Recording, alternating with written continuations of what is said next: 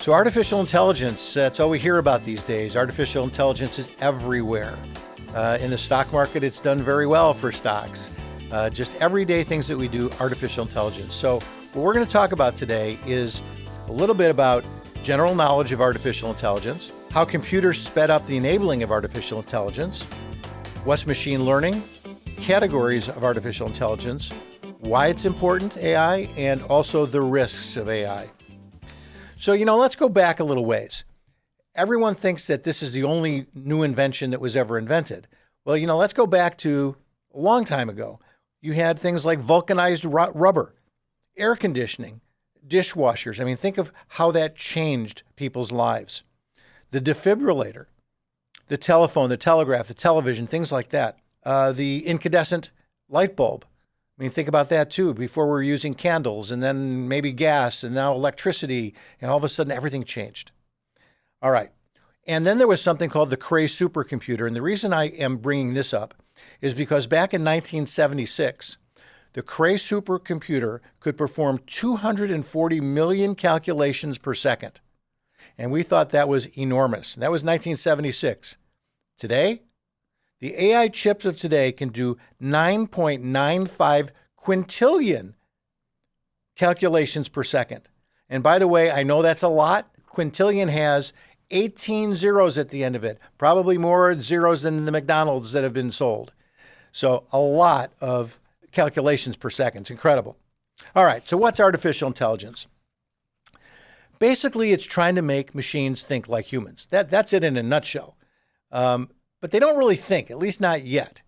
But it appears that they do. Now, AI is a specific branch of computer science, and it's concerned with mimicking the decision-making process. Now, how do they do that? Well, they use algorithms. Now, okay, you're going to say, what's an algorithm? And basically, an algorithm definition is a set of commands that must be followed by a computer to perform calculations or other problem-solving operations. Basically, what you're doing is putting in order what you want the computer to do, and then the computer does it. And that's really what an algorithm is. And it's a mathematical formula that you're using. So before we get a little further, let's talk a little bit about the computer itself. Every computer has a CPU or a central processing unit. And basically, it's a general performance processor that runs the computer. Without a CPU, your computer doesn't run. It's just a big paperweight. You wouldn't do anything. And CPUs are ubiquitous. They're in just about everything that we have. For instance, your iPhone or your iPad or any of those things have a CPU in it. Now, they're smaller CPUs and don't use as much power, computing power, but they're CPUs nonetheless. And of course, I told you about the Cray supercomputer, and these supercomputers have massive amounts of CPUs or central processing units in them. And that's how they would run. Now, there's another processing unit called a GPU, which is a graphics processing unit. And basically, the graphics processing unit allows you to see what the computer is doing.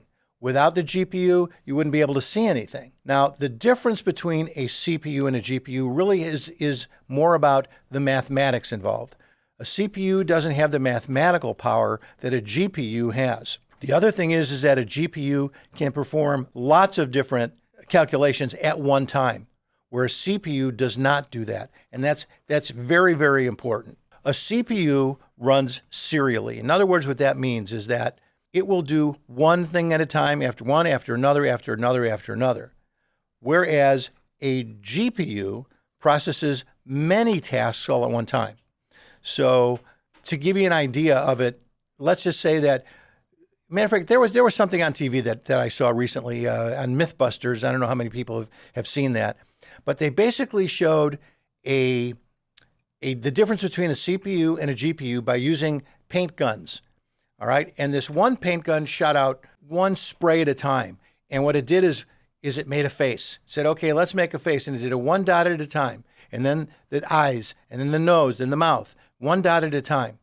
Whereas then they went to the GPU, which had hundreds of these spray tubes. And they said, let's do the Mona Lisa.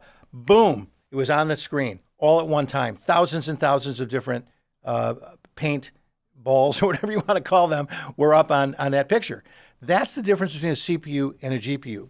Now, the biggest difference, the reason for the difference is because a GPU has what's called an ALU, which is an arithmetic logic unit, which enables the computer to do all these tasks at one time. And it's hugely important because without that, we wouldn't be able to have the artificial intelligence that we have today. The CPUs just would not be able to handle it. They would blow up. So there is a company, of course, that really kind of developed this. It's a public company. I won't mention the name. But what they had was a lot of GPUs for gaming, because gaming needed to do lots of things at one time. Remember, we've come a long way from Pong back in the 1970s to the graphics that we have today. Well, they realized that they needed these GPUs, but they also realized that GPUs would be the perfect thing for artificial intelligence because of their mathematical power, really, and the ability to do so many things at one time. And that particular company has done very well because of it. So one of the reasons why we have changed from GPUs is really there's two major changes. One is machine learning and the other is cryptocurrency. Those change the way we use computers. So with machine learning, what is that? Basically, it's a process that inputs data to train an AI system. Machine learning gives the computer the ability to, quote, think without explicit programming. And it requires intensive concurrent processing. And again, that's the important thing because that's what the GPU could do. And let me give you some other verbiage that goes along with this. I'm sure some of you have heard of generative AI. Well, what's generative AI? It basically uses a computer process known as deep learning to analyze patterns in large sets of data. Then it replicates them to create new data that appears to be human generated. And it does this by employing neural networks. And there is something called ChatGPT that you probably have heard of. And then there's another thing called DALL-E3. And these are good examples of Gen AI, generative AI. The ChatGPT can answer questions from text prompts.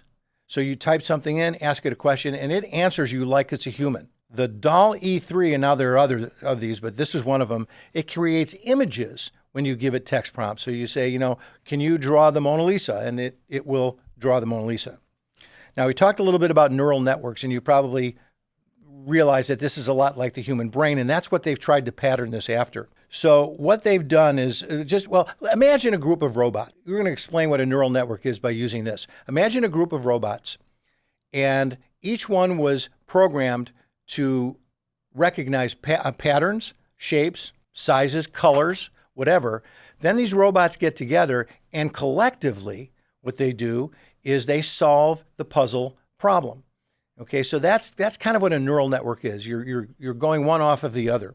Then there's something called large language models. Now, these are the models that are fed massive amounts of information, massive amounts of data. You just pour as much as you can, the website, the dictionary, the Encyclopedia Britannica, whatever it is. And, these can include all of those. And billions of words and phrases go into the computer's mind, if you will, so that when you ask it a question, it can take it from all those things that's been input. All right, so all of those needed something like the GPU. Now, the other thing is cryptocurrency. Now, with cryptocurrency, in order to get new coins, you usually need to solve a very complex cryptographic equation that will unlock the next section of the blockchain. And we can go into what the blockchain is at a different time. But that's basically why you needed something like the GPU for cryptocurrency. And the GPUs, of course, had the twofold advantage over CPUs because not only did it have more processing power, which made it more efficient, they also were outfitted with the ALUs, which we just talked about, the arithmetic logic units. So it was really good for figuring out complex mathematical problems. Now, there's different categories of AI. There's narrow, there's general, and there's super. Narrow AI is really what we're using today. That's the most common. And basically, it's trying to perform a single task. So we're asking the computer to perform a task.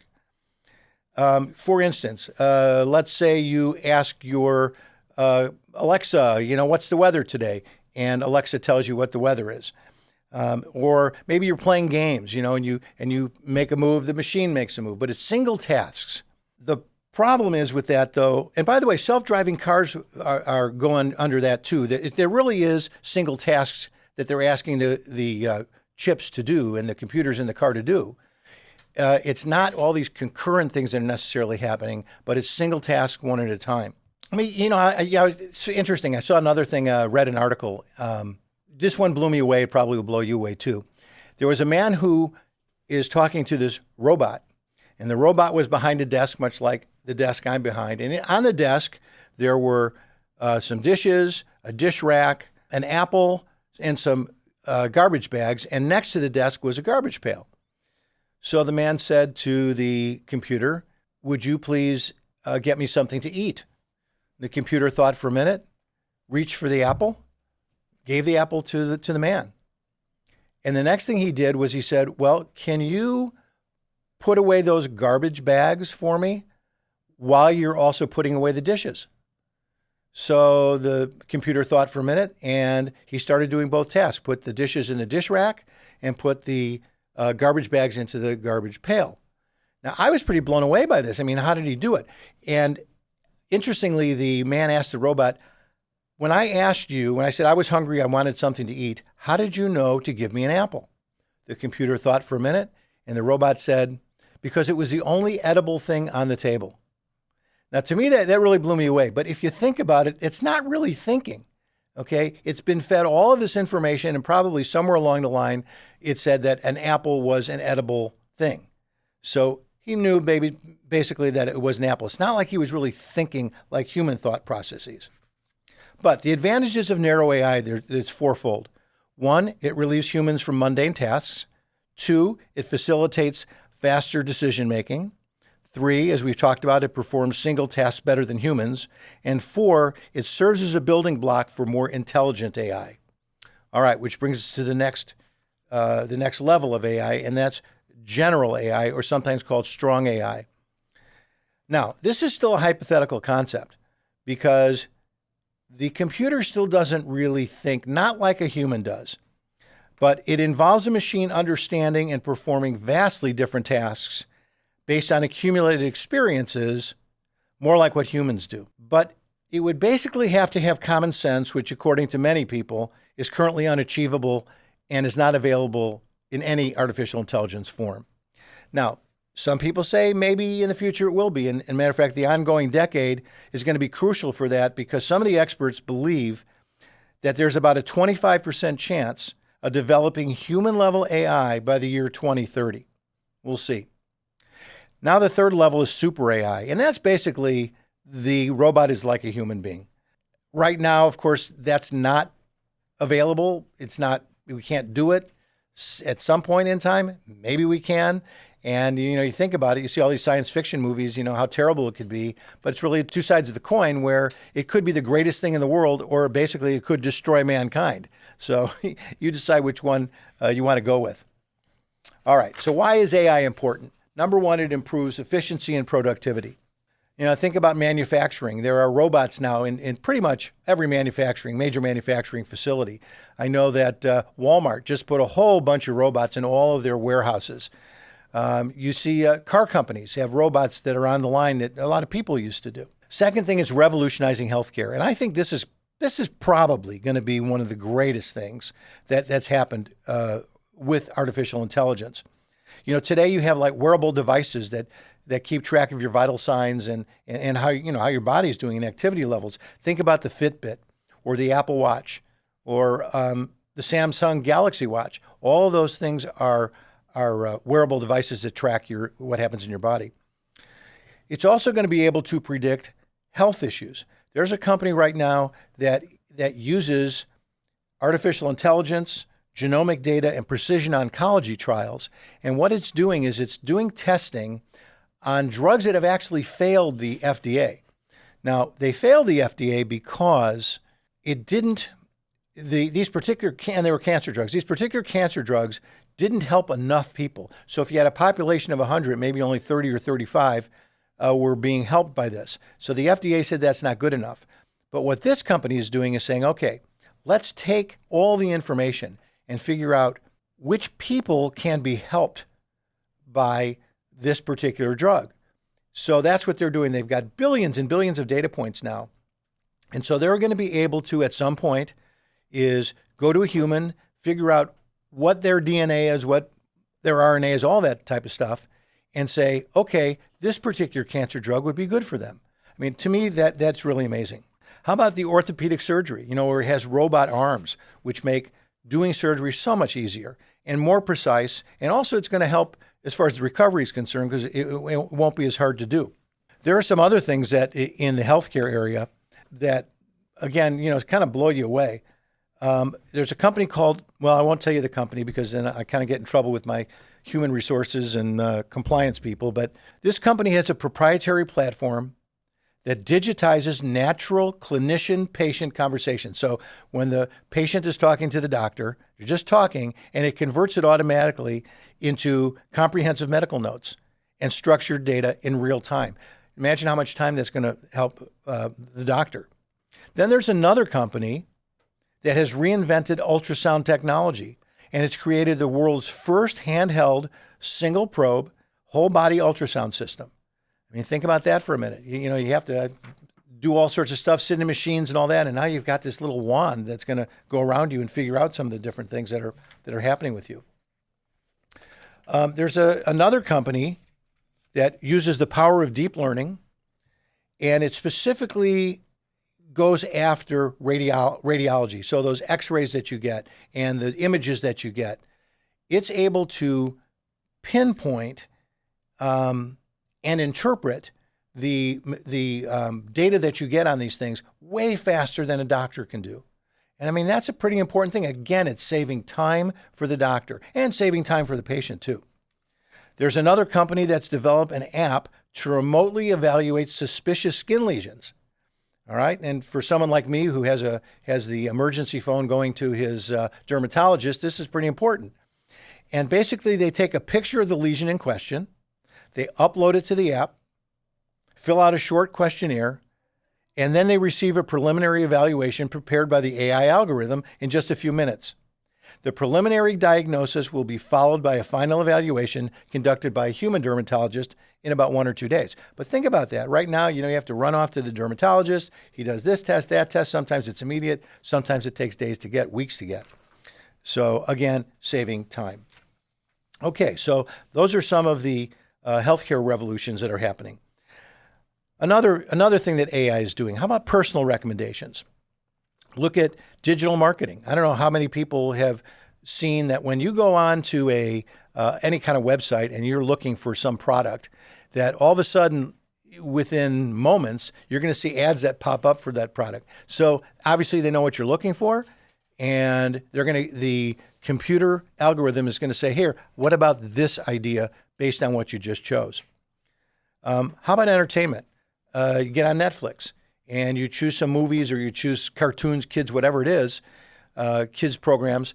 And what happens is that as at one of these TV companies, whether it's Netflix or Amazon Prime, whatever it is, they come back and say, based on the movies that you've chosen, you might enjoy these other movies. And that, again, is part of personal recommendations. And it's actually kind of cool if you think about it, because now you don't have to go look through, hey, I like romantic comedies, and here's a whole bunch of romantic comedies that you might like that are like the one you have chosen. How about travel? There's virtual travel agents right now. I mean, we talk about Expedia and Hotwire and some of those types of things, but they're able to go out and find what you're looking for. And that's the important thing. It gives you more personalized recommendations. Another thing that AI is doing is streamlining your routine tasks, like managing your calendar. I don't know how many of you use your say an iPhone calendar or whatever your phone is, and you put something down, it's in your calendar, it gives you a reminder, all sorts of stuff. I mean, that's pretty cool. I mean, and that it hasn't been there for that long, but it seems like now, how could we do without it? It does predictive analysis, and we talked a little bit about that with that company that did the cancer drug research. But there's another company, and we talked a little bit about this with the radiological images, that not only interprets them in milliseconds, but it helps read those cases about 21% faster. And interestingly, this particular company's product has been able to detect a malignant lung nodule up to 18 months before a biopsy was even ordered.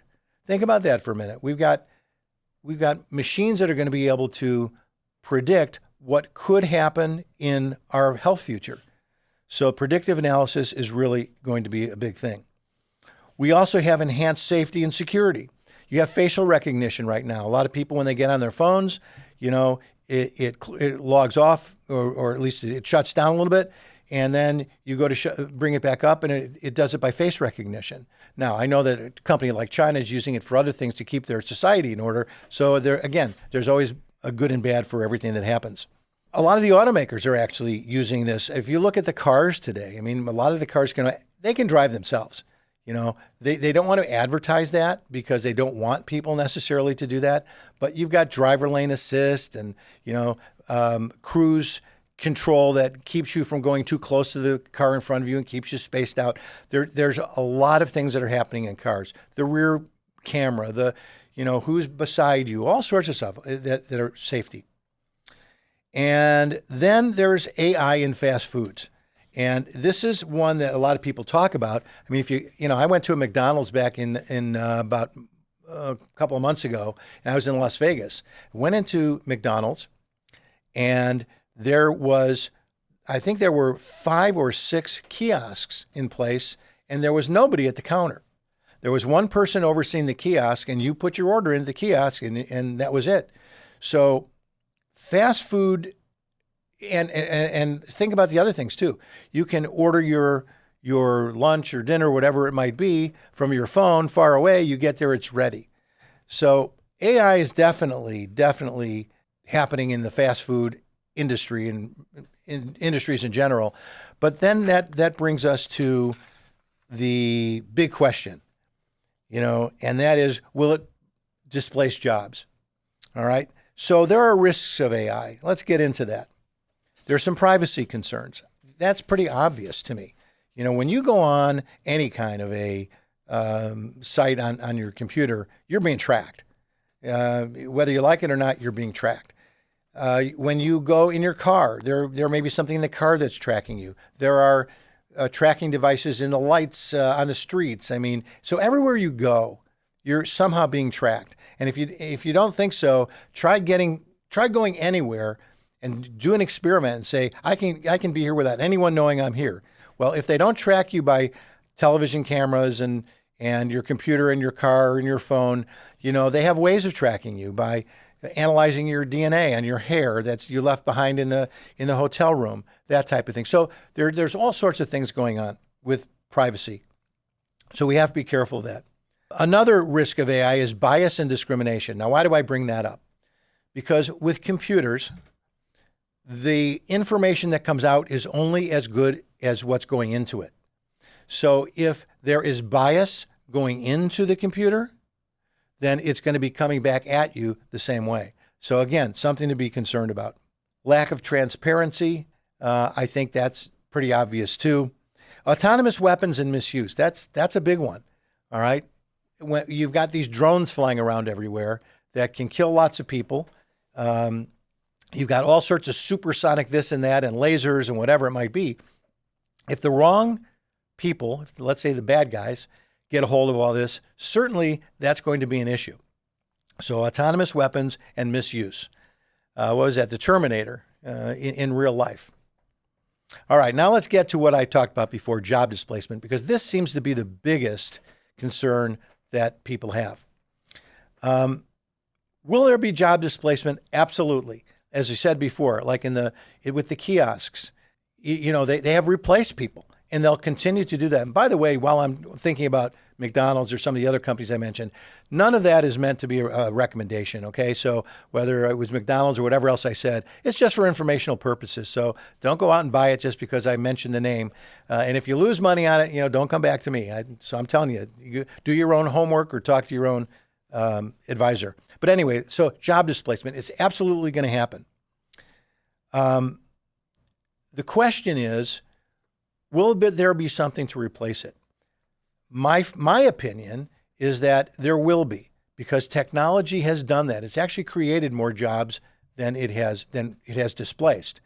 Now, a lot of people will argue with me on that, and that's fine. Everyone has their own opinion.